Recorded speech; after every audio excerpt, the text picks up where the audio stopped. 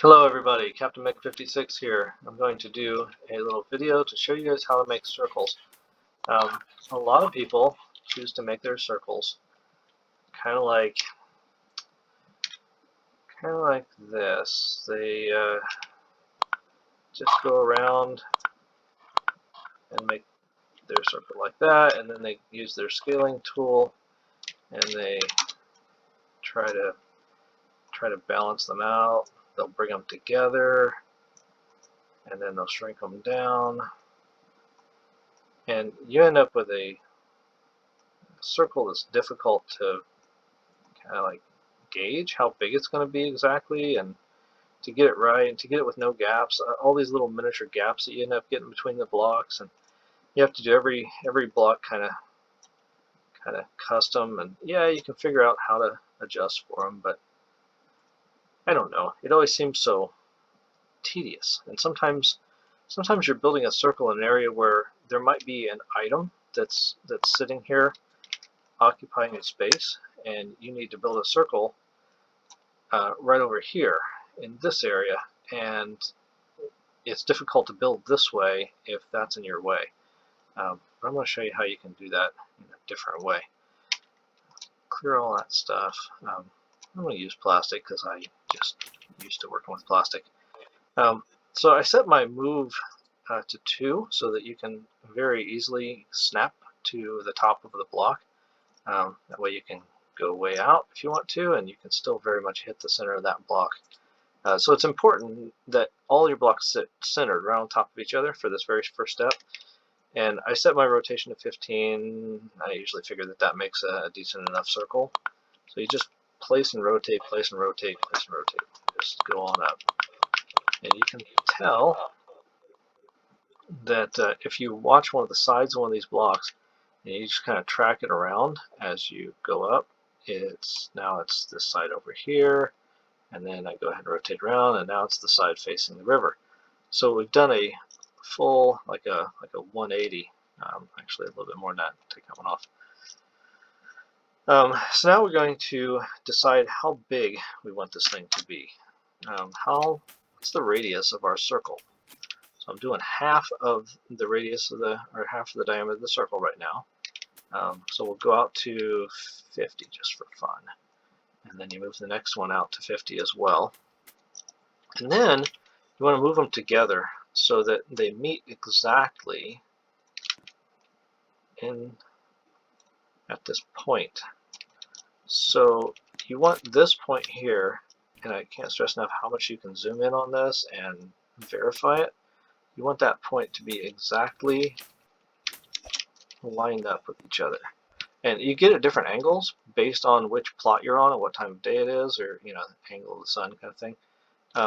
You can use night mode and put up lights so you can control that. But basically, you don't want it to look kind of choppy like it is now. So I need to make them meet in the middle.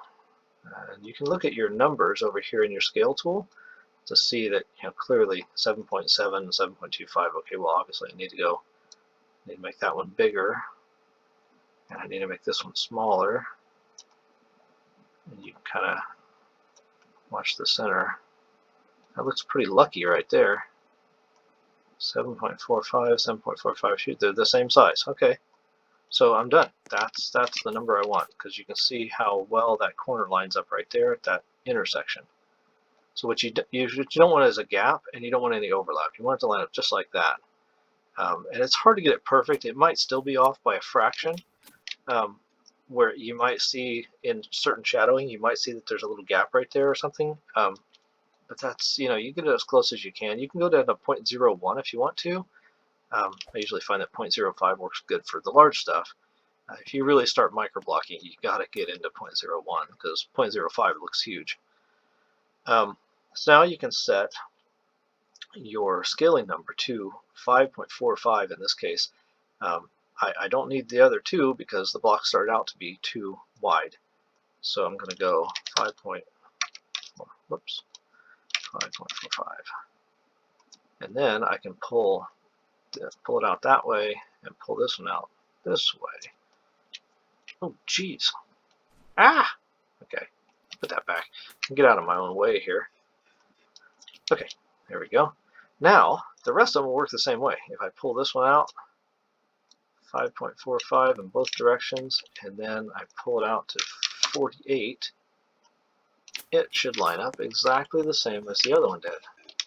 And by this time, anybody who's been playing for a little while is seeing what I'm talking about here. See how well that lines up. There is just a tiny little gap. You can see that, and I could go to 0.01 and maybe get rid of that, but it's good enough for now, for sure. So I'm going to go ahead and drag these guys out to 50, and then I can go the other direction with them too, actually, while I'm doing this. 50 that way. So this is going to be a solid circle. In order to make a circle that's hollow in the middle, I would need to make this stack of blocks here twice as high. So right now, I'm going to have all this material going right through the center of my circle. But if you want to make a hollow circle, you've got to go twice as high because you're going to need twice as many blocks to cover the same distance. Disadvantage to doing this in some cases is that you run out of blocks. I don't know how much you guys have, but I've been playing for about a year, a little over a year actually, and have acquired plenty of blocks to just kind of fill in a circle with plastic.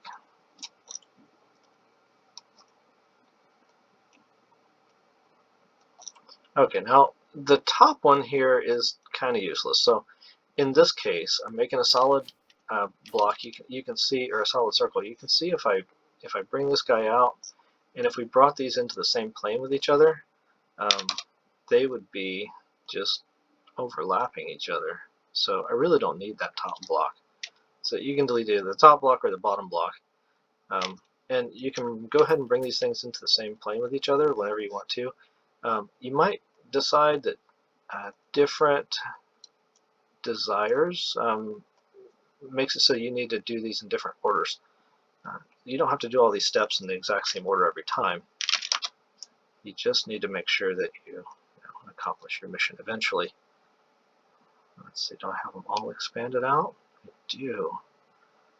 Okay, so with them all expanded out, you can either bring them into the same plane with each other right now, which I think is what I'm going to do, or you could go ahead and make them all to the width that they're supposed to be first before you planarize them.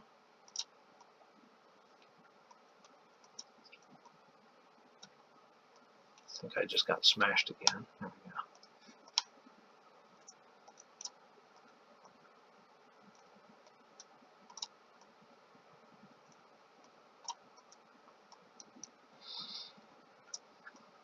Okay, now, what was that number? 5.45. Let's do 5.45. And I can expand all of these guys out.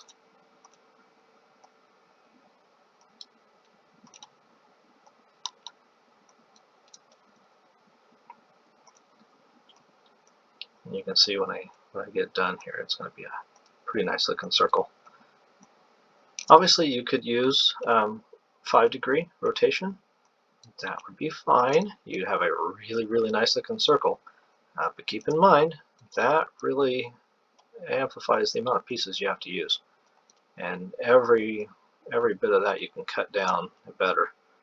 So if you can get away with 15 degrees, it makes a reasonably nice looking circle, and it doesn't cost you a crazy amount of time. So there you go. That's a nice looking circle. You will find that if you make one of these things out of solid gold that's huge like this, and then you float it down the river, that as you start hitting blocks, you'll start lagging, and you can eventually just kind of crash. I suspect it's because solid gold is so strong that if the pieces are so large, the game can't calculate for the little micro damage that has to be incurred on the block, and it just kind of runs into a spot where it can't do the math because it doesn't have enough resolution or something. Anyway, there we go. Floating circle. And I am so not going to ride this thing to the end. For one thing, it's made out of plastic and there's no way it's going to make it to the end. But I am going to crash into this first stage here, just for fun. Just to see what it looks like when the blocks start flashing. I like this new update that flickers the blocks that are taking damage. It's really kind of cool in this situation. Almost looks like a Simon Says kind of thing. You know, pick this block, oh, pick that block, oh. Oh no! Oh, I just got dumped and smashed. Alright, the end of the video. Thanks you guys for watching. Bye.